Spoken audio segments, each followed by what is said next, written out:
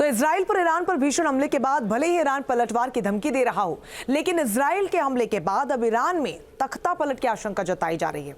खबर तो ये भी है कि ईरान के सुप्रीम लीडर अयातुल्लाह खेमेनेई के उत्तराधिकारी को लेकर ईरान में सत्ता संघर्ष की चिंगारी सुलग चुकी है।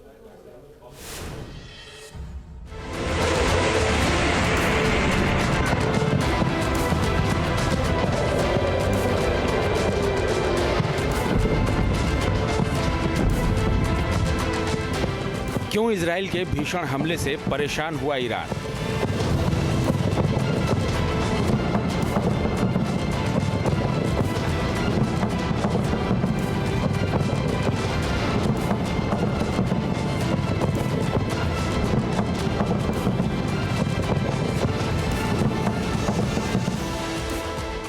क्या ईरान में तख्ता पलट का इजराइल और अमेरिका ने बना लिया है प्लान?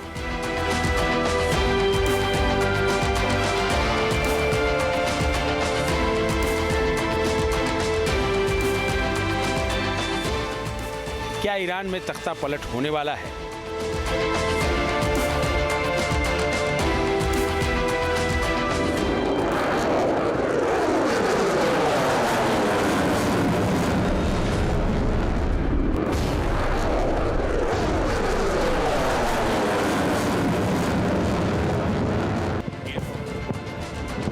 एक अक्टूबर को ईरानी बैलिस्टिक मिसाइलों के हमले का इजराइल ने भीषण बदला लिया है। ईरान के सैन्य ठिकानों को इजराइल के फाइटर जेट्स ने निशाना बनाया है। इजराइल के 100 फाइटर जेट्स ने ऐसी बारूदी बारिश की है कि ईरान टहल गया है।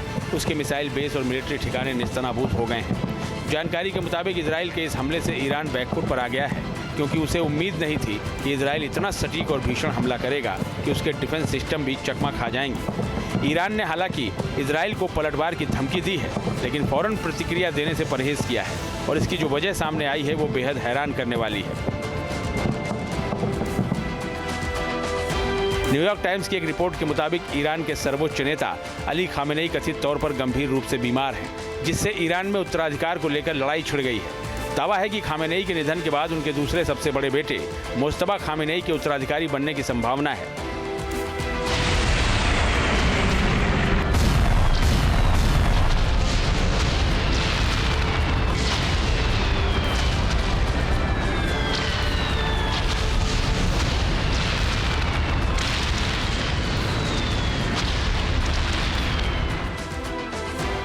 रिपोर्ट में यह भी खुलासा हुआ है कि IRGC नए उत्तराधिकारी की तलाश में जुट गया है, क्योंकि ईरान का सुप्रीम लीडर ही ईरान की सैन्य कमान और परमाणु कमान का सर्वोच्च कमांडर होता है। बताया जा रहा है कि ईरान में सुप्रीम लीडर के उत्तराधिकारी पर छिड़े घमासान से ईरान में तख्ता पलट की आशंका भी तेज हो गई है, क्योंकि ईरान के सुप्रीम लीडर के उत्तराधिकारी को लेकर एक बार फिर मुस्तफा खामेनेई का नाम सामने आया है।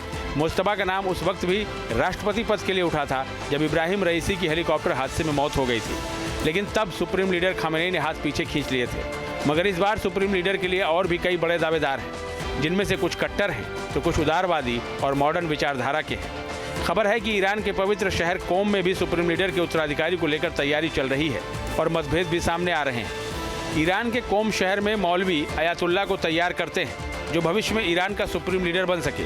और बताया जा रहा है कि यहाँ कट्टर और उदारवादी सोच वाले मौलवियों में करीब 15 अयातुल्लाह सुप्रीम लीडर की चाहत रखते हैं। उनमें प्रमुख माने जा रहे हैं मुस्तफा खामेनेई, अली मिलानी, अली मोहम्मदी Khurasani, Mustafa Khamenei, Ahmad खातमी, Hasan Khomeini, Javed Alvi बोरोजदी। Iran में इन परंपरावादी यानी कट्टर और उदारवादी गुटों में सत्ता की लड़ाई छिड़ गई है और जिस पर इजराइल और अमेरिका दोनों की नज़र है। अयातुल्लाह खमानी की उम्र अब 85 साल हो गई है। ऐसी हालत में दुनिया के कई राजनीतिज्ञ ये कयास लगा रहे हैं कि शायद अयातुल्लाह खमानी को रिप्लेस करके उनकी जगह और किसी को ईरान का सुप्रीम लीडर बनाया जा सकता है। लेकिन बहुत बड़ा दारोमदार रहेगा कि ईरान के राष्ट्रपति पेजेश्कियान क्या कहते हैं। इसके अलावा ईरान की जो सुप्रीम नेशनल सिक्योरिटी काउंसिल है, उसके जो चेयरमैन हैं अली अकबर अहमदिया, उनका जो बयान है वो भी ध्यान से सुनना पड़ेगा। उन्होंने कहा है कि फ़िलहाल अयातुल्लाह खामेनी आने वाले समय में ईरान का मार्गदर्शन करते रहेंगे। साल 1979 में जब ईरान में तख्ता पलट हुआ था तो अमेरिकी समर्थित शाह शासन का अंत हुआ था और आयतुल्लाह रूहुल्लाह खुमैनी ने सुप्रीम लीडर की कमान संभाली थी और ईरान में कट्टरपंथी शासन आया था जिसने इजराइल और अमेरिका को दुश्मन नंबर 1 मान लिया था। उससे पहले साल 1953 में अमेरिका की मदद से ईरान में तख्ता पलट हुआ था। अमेरिका ने तब प्रधानमंत्री मोहम्मद मुसद्दिक को हटाने और उनकी जगह ईरान के शाह मोहम्मद रजा पहलवी के नेतृत्व वाली नई सरकार को लाने के लिए ऑपरेशन का समर्थन किया था।